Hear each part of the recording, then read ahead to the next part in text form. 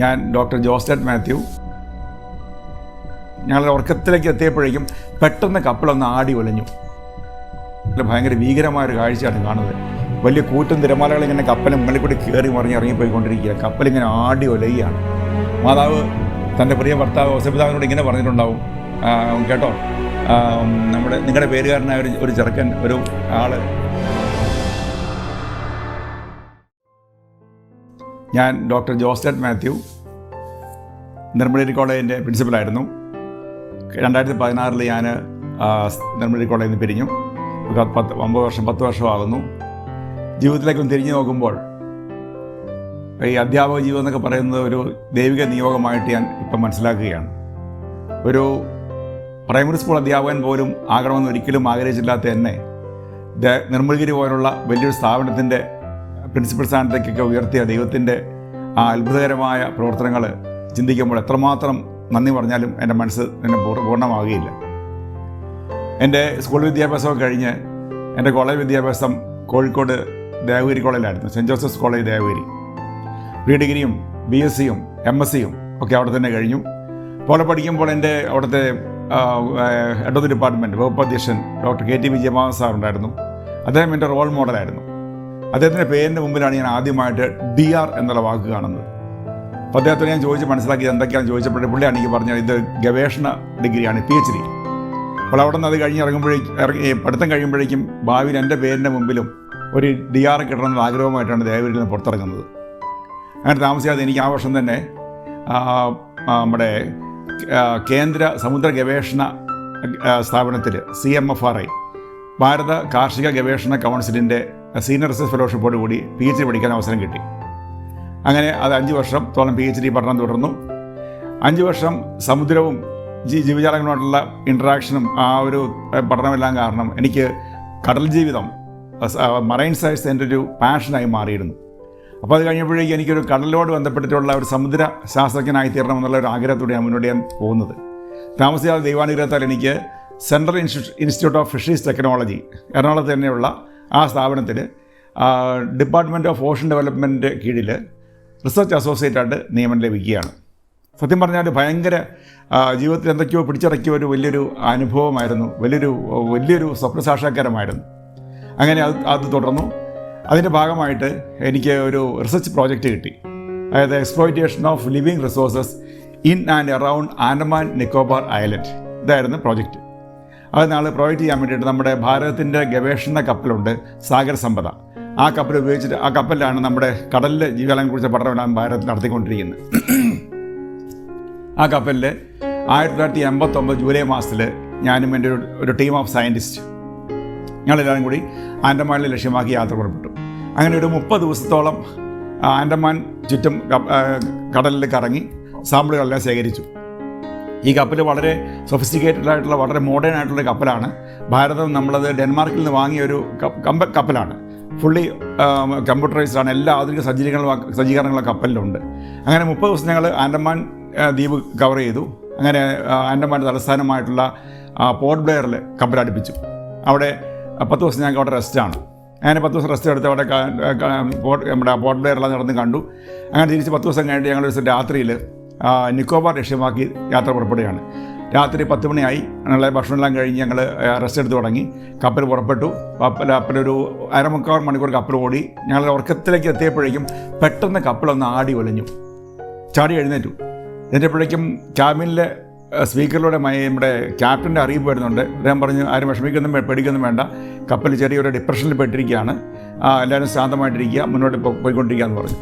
അങ്ങനെ അത് മുന്നോട്ട് പോകുന്തോറും കപ്പലിൻ്റെ ആ ഒരു ആട്ടം വല്ലാത്ത ലെവലിൽ കൂടി വരുന്നതായിട്ട് ഫീൽ ചെയ്തു. അപ്പം വീണ്ടും ക്യാപ്റ്റൻ്റെ അറിയിപ്പ് വരുന്നുണ്ട്, കപ്പൽ ഇച്ചിരി അപകടകരമായ രീതിയിലാണ് മുന്നോട്ട് പോയിക്കൊണ്ടിരിക്കുന്നത്. അപ്പോഴാണ് നിങ്ങൾ ക്യാബിനിൽ കൂടി പുറത്തേക്ക് നോക്കുമ്പോൾ കാണുന്ന കാഴ്ച എന്ന് പറഞ്ഞാൽ ഭയങ്കര ഭീകരമായൊരു കാഴ്ചയാണ് കാണുന്നത്. വലിയ കൂറ്റൻ തിരമാലകൾ ഇങ്ങനെ കപ്പലും മുകളിൽ കൂടി കയറി ഇറങ്ങിപ്പോയിക്കൊണ്ടിരിക്കുക. കപ്പലിങ്ങനെ ആടി ഒലയുകയാണ്. ഓരോ 10 മിനിറ്റ് കൂടുമ്പോഴും ക്യാപ്റ്റൻ്റെ അറിയിപ്പ് വരുന്നുണ്ടെങ്കിലും ക്യാപ്റ്റൻ്റെ ആ ഒരു സംസാരത്തിൽ അദ്ദേഹത്തിൻ്റെ കോൺഫിഡൻസ് കുറഞ്ഞു വരാനായിട്ട് ഞങ്ങൾക്ക് തോന്നി. ഞങ്ങളെല്ലാവരും പേടിച്ച് വിറയ്ക്കാൻ തുടങ്ങി.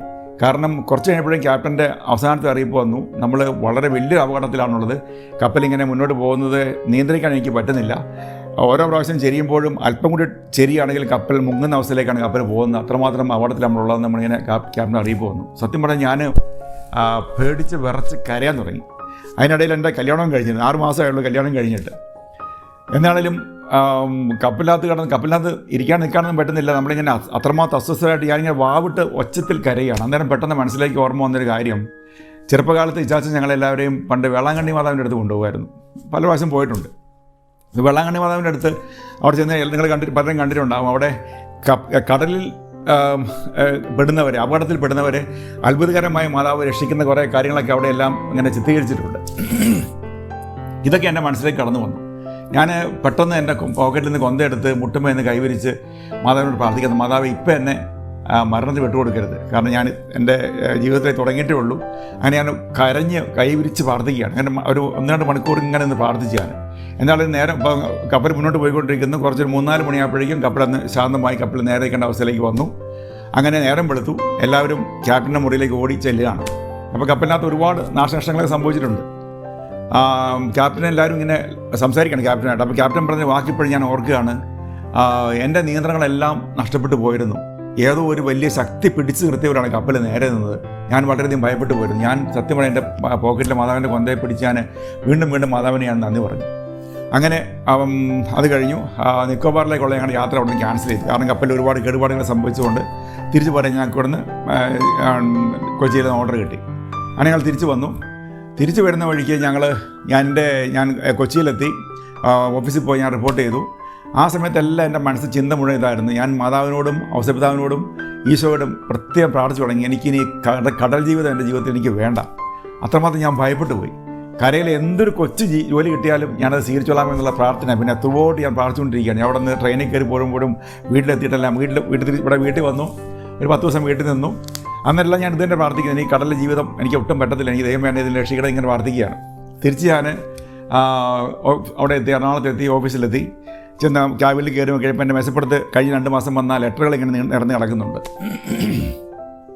അതിലൊരു നീണ്ട കവറ് എനിക്ക് വളരെ പരിചയമായിട്ടുള്ള കൈപ്പടയുള്ളൊരു കവറാണ് കിടക്കുന്നത്. ഞാൻ കവറെടുത്ത് പെട്ടെന്ന് പൊട്ടിച്ച് നോക്കിയപ്പോൾ അതിനകത്തൊരു ആപ്ലിക്കേഷൻ ഫോമുണ്ട്. അത് കോഴിക്കോട് ദേവരി കോളേജിലെ മാനരച്ചൻ ഫാദർ തോമസ് കന്നഡിയച്ചൻ്റെ ഒരു എഴുത്താണ്. അച്ഛൻ്റെ ഹാൻഡ് റൈറ്റിംഗ് എന്നെ പഠിപ്പിച്ചിട്ടുള്ള അച്ഛനാണ്. അപ്പോൾ ആ ഹാൻഡ് റൈറ്റിംഗ് എനിക്ക് പെട്ടെന്ന് മനസ്സിലായതുകൊണ്ട് അച്ഛൻ എഴുതി പറഞ്ഞ കാര്യം ഇതാണ്, അവിടെ ജോസിൻ്റെ തനിക്ക് എന്താ ജോലി കിട്ടിയ ഇവരൊക്കെ ഞങ്ങൾ അറിഞ്ഞു. പക്ഷേ നമ്മുടെ ദേവരി കോളേജിൽ നമ്മുടെ കോളേജ് ഡിപ്പാർട്ട്മെൻറ്റിൽ ഒരു വേക്കൻസി വന്നിട്ടുണ്ട്, തനിക്ക് താല്പര്യം ഉണ്ടെങ്കിൽ ഇതിനകത്ത് ഞാനൊരു ആപ്ലിക്കേഷൻ ഫോം വെച്ചിട്ടുണ്ട്, ഇത് വേഗം ഫില്ലപ്പ് ചെയ്ത് നാളെ മറ്റന്നാൾ തന്നെ എൻ്റെ അടുത്ത് കൊണ്ട് തരണമെന്ന് പറഞ്ഞു. ഞാൻ അന്ന് തന്നെ അവിടെ നിന്ന് ഓടി കോഴിക്കോടെത്തി, അച്ഛനെ കണ്ടു, ആപ്ലിക്കേഷൻ ഫോം കൊടുത്ത് തിരിച്ചു പോയി. അങ്ങനെ ആ മാസം ഒക്ടോബറിൽ ദേവരി കോളേജിൽ അധ്യാപകനായിട്ട് ഞാൻ ജോയിൻ ചെയ്തു. അങ്ങനെ ഞാൻ അവിടെ 3-4 വർഷം പഠിപ്പിച്ചു. അങ്ങനെ ഇരിക്കുന്ന അവസരത്തിൽ അന്ന് കണ്ണൂർ യൂണിവേഴ്സിറ്റി നിലവിൽ വന്നിട്ടില്ല. നമ്മളെ നിർമ്മലഗിരി കോളേജും കണ്ണൂരിലുള്ള കണ്ണൂർ കാസർഗോഡ് കോളേജുകളെല്ലാം തന്നെ കാലിക്കറ്റ് യൂണിവേഴ്സിറ്റിയുടെ കീഴിലാണ് പ്രവർത്തിക്കുന്നത്. അപ്പം ദേവരി കോളേജിലെ സീനിയർ അധ്യാപകരാണ് ഈ പ്രാക്ടിക്കൽ സുവോളജിയുടെയൊക്കെ എക്സാമിനേഷൻ ചെയർമാന്മാർ. അപ്പം ഞാനിങ്ങനെ ഈ മട്ടന്നൂര്, കൂത്തുപറമ്പ്, മാനന്തവാടി കോളേജിൻ്റെയൊക്കെ പ്രാക്ടിക്കൽ എക്സാമിനേഷൻ ചാർജ് ഞാൻ ചോദിച്ചു വാങ്ങും ഇവരുടെ. അങ്ങനെ ആ വർഷം ഞാൻ നിർമ്മലയിൽ ആദ്യമായിട്ട് പ്രാക്ടിക്കൽ എക്സാമിനായിട്ട് വരികയാണ്. അങ്ങനെ ആദ്യം നിർമ്മലയിൽ കോളേജിൽ ഞാൻ വരികയാണ്. അപ്പോൾ ഞാൻ സാധാരണ ചെയ്യാറുള്ളത്, പ്രാക്ടിക്കൽ നടത്താൻ പോയി കഴിഞ്ഞാൽ നമ്മൾ വേണമെങ്കിൽ ഡിപ്പാർട്ട്മെൻറ്റിൽ പോയി പ്രാക്ടിക്കൽ നടത്തിയെങ്കിൽ പോയാൽ മതി. ഞാൻ സാധാരണ കോളേജിൽ ചെല്ലുമ്പോഴേക്കും ഞാൻ പ്രിൻസിപ്പളിനെ പോയി കണ്ട് ഒരു ഹലോ പറഞ്ഞ് പെർമിഷനൊക്കെ വാങ്ങിയിട്ട് ഡിപ്പാർട്ട്മെൻറ്റിലേക്ക് പോകാറുള്ളൂ. അങ്ങനെ ഞാൻ നിർമ്മലഗിരി കോളേജിൽ വന്നു. അപ്പം നമ്മുടെ നിർമ്മലഗിരി കോളേജിൻ്റെ ശില്പി എന്നറിയപ്പെടുന്ന പ്രഗത്ഭനായ പ്രിൻസിപ്പാൾ ഫാദർ ജോൺ ജോർജ് വടക്കുംമൂലയാണ് അന്നത്തെ നിർമ്മലഗിരി കോളേജിൻ്റെ പ്രിൻസിപ്പാൾ. അച്ഛനെ പോയി നേരത്തെ കേട്ടിട്ട് പരിചയമൊക്കെ ഉണ്ടെങ്കിൽ അതിൽ കൂടുതൽ പരിചയപ്പെടുന്ന അന്നേരമാണ്. അച്ഛനോട് പോയി കാര്യങ്ങളൊക്കെ പറഞ്ഞു. അച്ഛൻ കൂടുതൽ തന്നെ എവിടെയെന്നൊക്കെ കാര്യങ്ങളൊക്കെ ചോദിച്ച് മനസ്സിലാക്കി അച്ഛൻ പൊക്കളാൻ പറഞ്ഞ് ഞാൻ ഡിപ്പാർട്ട്മെൻറ്റിലേക്ക് പോയി പരീക്ഷ നടത്തിക്കൊണ്ടിരിക്കുകയാണ്. അപ്പോൾ രാവിലെ സെഷൻ കഴിഞ്ഞു. ഉച്ച കഴിഞ്ഞ് പരീക്ഷ നടന്നുകൊണ്ടിരിക്കുമ്പം അച്ഛൻ ഇങ്ങനെ കോളേജിൻ്റെ വരാന്തയിൽ കൂടി ഇങ്ങനെ കടന്നു വന്നു. ആ ജനലിൽ കൂടി എന്നെ കൈ കാണിച്ച് ഇങ്ങോട്ട് വിളിച്ചു. ഞാൻ എക്സാം ഹാളിലാണ് ഉള്ളത്. എന്നിട്ട് അച്ഛൻ പറഞ്ഞു, ജോസഫിൻ്റെ വൈകുന്നേരം ഒന്ന് എന്നെ കണ്ടിട്ടേ പോകാവുള്ളൂ എന്ന് പറഞ്ഞു. ഞാൻ എന്തായാലും പരീക്ഷ കഴിഞ്ഞ് നേരെ അച്ഛനെ കാണാൻ വേണ്ടി ചെന്നു. അച്ഛൻ വളരെ സ്നേഹപൂർവ്വം എന്നെ അവിടെ ഇരുത്തി വർത്തമാനങ്ങളൊക്കെ കുറേ കൂടുതൽ പരിചയപ്പെട്ടു. അവസാനം അച്ഛൻ എൻ്റെ അടുത്ത് ഒരു കാര്യം പറയുകയാണ്, സാറേ ഒരു കാര്യം ഞാൻ പറയാൻ പോവാണ്, സാറേ ശ്രദ്ധിച്ച് കേൾക്കണം. ഇതാണ് സംഗതി, ഞങ്ങൾക്കിവിടെ നിർമ്മലഗിരി കോളേജിൽ ഡോക്ടറേറ്റുള്ള അധ്യാപകരൊന്നും ഇല്ല. സാറിന് വീട് ഇവിടെ അടുത്തല്ലേ, അപ്പോൾ ഞാനിവിടെ ഒരു സുവോളജിയിലൊരു വേക്കൻസി ഒരു അവസരം ഞാൻ സാറിന് ഇങ്ങോട്ട് പോരാൻ താല്പര്യമുണ്ടോ ദേവരിയിൽ നിന്ന് ചോദിച്ചു. സത്യം പറഞ്ഞാൽ എൻ്റെ മനസ്സിലന്ന് ഞാൻ ആഗ്രഹിക്കുന്ന കാര്യമാണ് വീടിനടുത്ത് കിട്ടി. ഞാൻ അന്ന് ദേവരിലാകുമ്പോഴേക്കും എനിക്ക് ആഴ്ചയ്ക്കൊന്നേ വീട്ടിൽ വരാൻ പറ്റുള്ളൂ. നെന്മണിയിലാണ് എനിക്ക് ഡെയിലി വീട്ടിൽ വന്ന് പോകാം. ഇതൊക്കെ എൻ്റെ മനസ്സിൽ ആഗ്രഹമുണ്ട്. പക്ഷെ അന്ന് വേക്കൻസി ഇല്ല അവിടെ. അപ്പോൾ അച്ഛനോട് വേക്കൻസി ഇല്ല, പിന്നെ എനിക്കൊന്ന് വരാൻ പറ്റും. അച്ഛൻ പറഞ്ഞു സാറ് യെസ് ഓർ നോ പറയുക, ബാക്കി കാര്യങ്ങൾ ഞാൻ നോക്കിക്കൊള്ളാം എന്ന് പറഞ്ഞു. അങ്ങനെ എന്തായാലും ഞാൻ വിളിച്ച പൂർണ്ണ സമ്മതം, എനിക്ക് ഒത്തിരി സന്തോഷമുള്ള കാര്യമാണ് ഇങ്ങ് പോരാമെന്ന് പറഞ്ഞു. എന്താണേലും ഒരു മാസത്തിനുള്ളിൽ പേപ്പറിൽ നോട്ടിഫിക്കേഷൻ വന്നു. നെടുമുടി കോളേജ് ഒരു സുവോളജി ഡിപ്പാർട്ട്മെൻറ്റിൽ ലീവ് വേക്കൻസി ഉണ്ടെന്ന് പറഞ്ഞ നോട്ടിഫിക്കേഷൻ വന്നു. ഞാൻ അപ്ലൈ ചെയ്തു. എനിക്കിവിടെ സുവോളജി ഡിപ്പാർട്ട്മെൻറ്റിൽ അധ്യാപനമായിട്ട് ഞാൻ ജോയിൻ ചെയ്യാണ്. സംഭവിച്ചത് ഇങ്ങനെയാണ്. ഞങ്ങളുടെ സുവോളജി ഡിപ്പാർട്ട്മെൻറ്റിൽ സീനിയർ അധ്യാപികയായിരുന്നു സിസ്റ്റർ സെലിൻ കുന്നേൽ. സഭയുടെ പിൻകാലത്ത് പ്രൊഫഷണലായിട്ടുള്ള സെലിൻ സിസ്റ്റർ. അപ്പോൾ പുള്ളിക്കാരത്തി അച്ഛൻ അവിടെ നിന്ന് അന്ന് MPhil പഠിക്കുവാനായിട്ട് കാലിക്കറ്റ് യൂണിവേഴ്സിറ്റിയിലേക്ക് ഒരു വർഷം ലീവിൽ കാലിക്കറ്റ് യൂണിവേഴ്സിറ്റിയിലേക്ക് വിട്ടു. അങ്ങനെ ആ വേക്കൻസിയിലാണ് അച്ഛൻ എന്നെ നിയമിക്കുന്നത് അവിടെ. അങ്ങനെ നിയമിച്ചു. സിസ്റ്റർ പഠിത്തം കഴിഞ്ഞ് വന്നപ്പോഴേക്കും അവിടെ ഡിപ്പാർട്ട്മെൻറ്റിൽ വേറൊരു പെർമനൻറ്റ് വേക്കൻസി വന്നു. ആ പെർമനൻറ്റ് വേക്കൻസിയിലേക്ക് എന്നെ നിയമിക്കുകയാണ് ഉണ്ടായത്. അപ്പോൾ ഇത് തിരിഞ്ഞു നോക്കുമ്പോൾ എൻ്റെ മനസ്സിൽ കാണുന്ന ഒരു ചിത്രം ഇതാണ്. നമ്മുടെയൊക്കെ ജീവിതത്തിൽ ഒരുപാട് പലതരത്തിലുള്ള റെക്കമെൻഡേഷൻസ് നമുക്ക് കിട്ടിയിട്ടുണ്ടാകും. അഡ്മിഷന് വേണ്ടിയിട്ടോ ജോലിക്ക് വേണ്ടിയിട്ടോ മറ്റ് പല വിധത്തിലുള്ള റെക്കമെൻഡേഷൻ നമ്മൾ നേടിയിട്ടുണ്ടാകാം.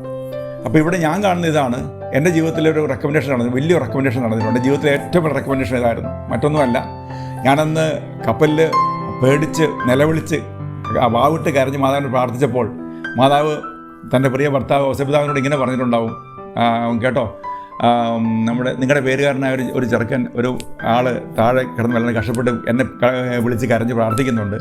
ഇപ്പം എൻ്റെ അടുത്ത് അവന് കൊടുക്കാൻ പറ്റിയ വേക്കൻസി ഒന്നുമില്ല. തൽക്കാലം അവനെ പിടിച്ച് നിങ്ങളുടെ അങ്ങയുടെ സ്ഥാപനത്തിൽ ഒന്ന് ഇരുത്ത്, എനിക്ക് അവനെ ഭാവിയിൽ ആവശ്യമുണ്ട്, അന്നേരം ഞാൻ ആവശ്യമുള്ള കൊണ്ടുവരാൻ മാതാവ് പറഞ്ഞിട്ടുണ്ടാകണം.